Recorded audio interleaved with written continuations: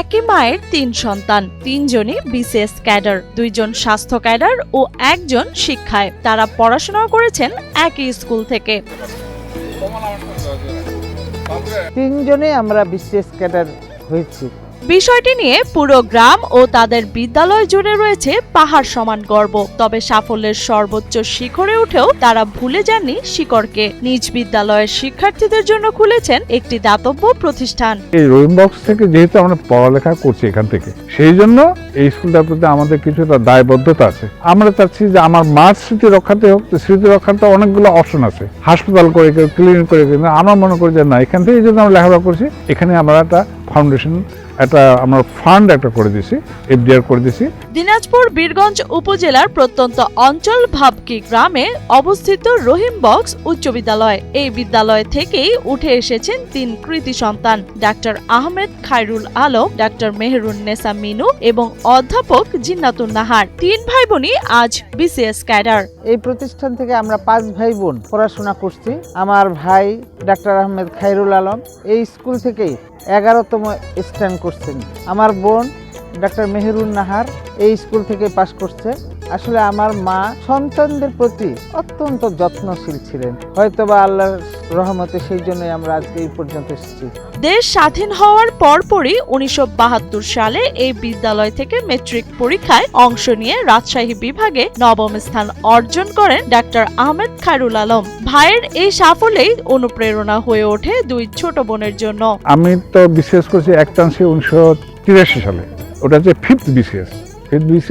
Complete করে তারপর তো চাকরিতে আসলে জয়েন করলাম এখানে।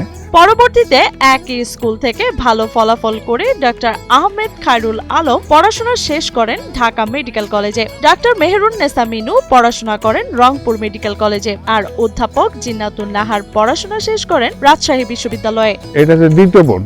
তৃতীয় বোনটা doctor Meherun Nahar Minu Rangpur medical college থেকে পাশ করছে এবং ও বিসিএস কমপ্লিট করছে পরে। আর চতুর্থ বোনটা হচ্ছে জিন্নাতুন নাহার, সব থেকে ছোট। তো ও বিসিএস করছে, বিসিএস রেজাল্টটা আমি ঢাকায় প্রথম আমি দেখি। তখন টেলিফোনে যে খবর দেবো বীরগঞ্জে, সেই অবস্থা শহরের মোবাইলটা তার নাই। ওই এক্সচেঞ্জ মানে দিনাজপুর থেকে বিভিন্ন বাসায় টেলিফোন ছিল। আমি খালি বললাম যে জিন্না কোয়ালিফাই করছে বিসিএস। পরে 3 ভাই বোনই বিসিএস পরীক্ষায় উত্তীর্ণ হন। এর মধ্যে 2 জন স্বাস্থ্য বিভাগে এবং 1 জন শিক্ষা বিভাগে ক্যাডার হিসাবে উত্তীর্ণ হন। আমি নিজে বিশ্ববিদ্যালয় থেকে পাশ করার পরে বিসিএস দিয়ে 14তম বিসিএস এর মাধ্যমে শিক্ষা ক্যাডারে যোগদান করি এবং ঠাকুরগাঁ সরকারি কলেজে প্রভাষক থেকে শুরু করে সহকারী অধ্যাপক, সহযোগী অধ্যাপক, বিভাগীয় প্রধান, প্রফেসর, সর্বোপরি ভাইস প্রিন্সিপাল ছিলাম। সাফল্যের শিখরে পৌঁছেও নিজেদের শিকড়কে ভুলে যাননি তারা। নিজেদের সংগ্রামী জীবনের কথা মনে রেখে নিজ গ্রামের শিক্ষার্থীদের পাশে দাঁড়িয়েছেন এই 3 ভাই বোন। আমাদের এটা নিঃসন্দেহে যারা এটা মূল্যায়ন করে এইভাবে বলে, এটা আমরা তো গর্ববোধ করতেই পারি। তাদের জন্য আমাদের দোয়া। এটা আমরা ডিজার্ভ করি কি করি না, এটা আমাদের বিষয় না। যারা এটা মূল্যায়ন করে আমরা তাদের কাছে কৃতজ্ঞ। আরএফএল এসডব্লিউআর পাইপি মাপে যা বলে তাই দেয়। RFL SWR pipe and fittings.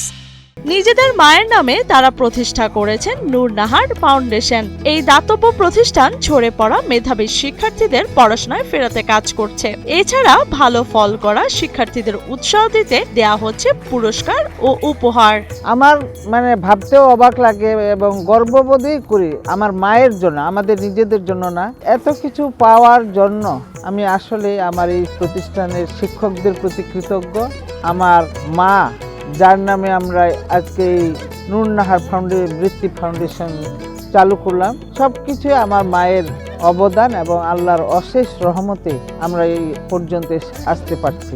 তাদের এই সাফল্য বর্তমান প্রজন্মের জন্য একটি বড় অনুপ্রেরণা। দারিদ্র্যের কারণে যেন কোনো শিক্ষার্থী পড়াশোনা থেকে ঝরে না পড়ে, সেই লক্ষ্যেই কাজ করে যাবেন বলে জানান অধ্যাপক জিন্নাতুন নাহার। ফাউন্ডেশনটা করার মূল উদ্দেশ্য হচ্ছে, আমি এই এলাকাটা হচ্ছে অত্যন্ত দরিদ্র জনগোষ্ঠী, একটা পিছিয়ে পড়া দরিদ্র জনগোষ্ঠী। সেই জন্য আমার মায়ের মূলত একটা স্মৃতি থাকুক। আমাদেরই যে প্রতিষ্ঠানে আমরা পড়াশোনা করছি, সেই প্রতিষ্ঠানটিতে একটা মায়ের একটা যেন স্মৃতি থাকে। এদিকে তাদের সাফল্য বর্তমান প্রজন্মের কাছে অনুপ্রেরণা ও উৎসাহ যোগাবে, এমনটাই মনে করেন বিদ্যালয়ের প্রধান শিক্ষক শমিজুদ্দিন। যে অনেক কৃতি সন্তান, অনেক কৃতি শিক্ষার্থী এই প্রতিষ্ঠান থেকে বের হয়েছে, কিন্তু এই পরিবারটি এক ব্যতিক্রম পরিবার। সবাই অতীতকে মনে রাখে না, অনেকেও ডাক্তার ইঞ্জিনিয়ার হয়ে অতীতকে ভুলে যায়, কিন্তু এনারা এই প্রতিষ্ঠানকে এতই ভালোবাসেন যার স্মৃতিস্বরূপ আজকের এই নুরনাহার স্মৃতি ফাউন্ডেশন